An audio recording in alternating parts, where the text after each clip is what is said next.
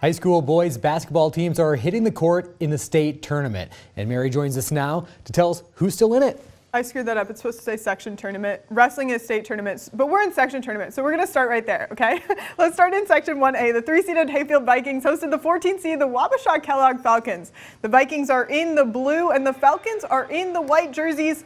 Ethan Pack finds Isaac Fairstad at the top of the key. Gets that three to fall. That ties this one up at 4 early. And Vikings Trent Jellum is wide open under the hoop. Misses the first attempt, but gets the putback and a trip to the line. This one is all tied up at 6. And Pack finds Isaac Maddie in the other corner. Nothing but net. The Vikings win big, beating the Falcons 58-39. And in section 1-2A, the 8-seeded Lord Eagles tipped off against the 9-seed, the Pine Island Panthers. Adam Sellner gets a rebound and banks that one in for 2. The Eagles lead 42-29 in the second half, and the Panthers find Sven Oberg wide open. He nails the jumper. Pine Island trails by 11. And Sam Theobald makes space at the top of the key, drives, gets the bucket and the and one. The Eagles keep their season alive, knocking off the Panthers 55-43. Let's take a look at a few more boys basketball finals from tonight. The Fillmore Central Falcons knocked off the Bethlehem Academy Cardinals in a close one, 61-57, and the Zumbrota Mazeppa Cougars are advancing. They beat the Triton Cobras in a close one too, 61-57. And on the girls' side, we had a subsection 2-2A South semifinal game. The NRHEG Panthers knocked off the Waseca Blue Jays 45-38.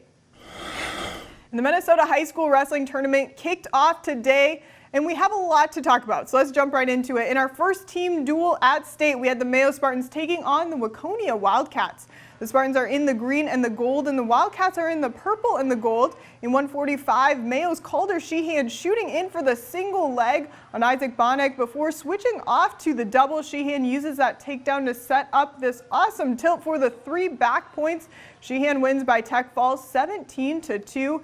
In 182, Mayo's Dylan Pepper is taking on Cooper Jonke. Pepper uses the overhook on his right to set up this sweet fireman's carry. Pepper uses his top control to lock in a cross face cradle. He gets 3 back points and eventually gets the pin and cheers from the hometown faithful. The Wildcats defeat the Spartans 43-26. In the second team duel, we have the Cass and Manorville Comets taking on the DLM Blackjacks. The Comets are in the blue. The Blackjacks are in the black. In 113, Brock Vaughn from KM is taking on Eli Olson. Vaughn shoots in for the double, and he keeps his feet in for the 2 points. Vaughn wins by tech fall 22-6.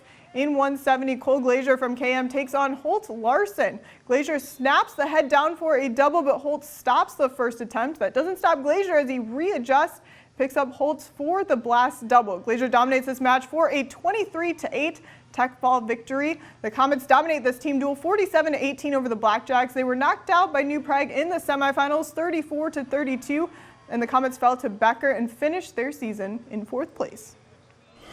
And in college men's hoop, the University of Northern Iowa men's basketball team tipped off against the Illinois State Redbirds in Arch Madness. The 8th-seeded Panthers beat the 9th-seeded Redbirds 75-62. UNI will take on 1-seeded Bradley tomorrow at noon in a quarterfinal game. And in women's hoops, the University of Minnesota announced today that Lindsay Whalen is stepping down as the women's basketball head coach.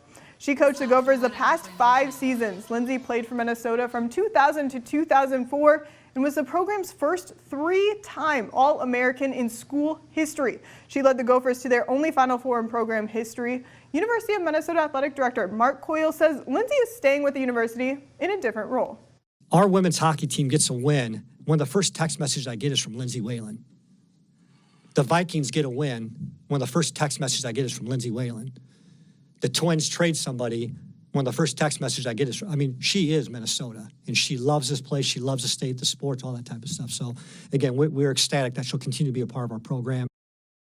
Lindsay will still be part of the athletics department at the University of Minnesota as a special assistant to Mark Coyle through April of 2025.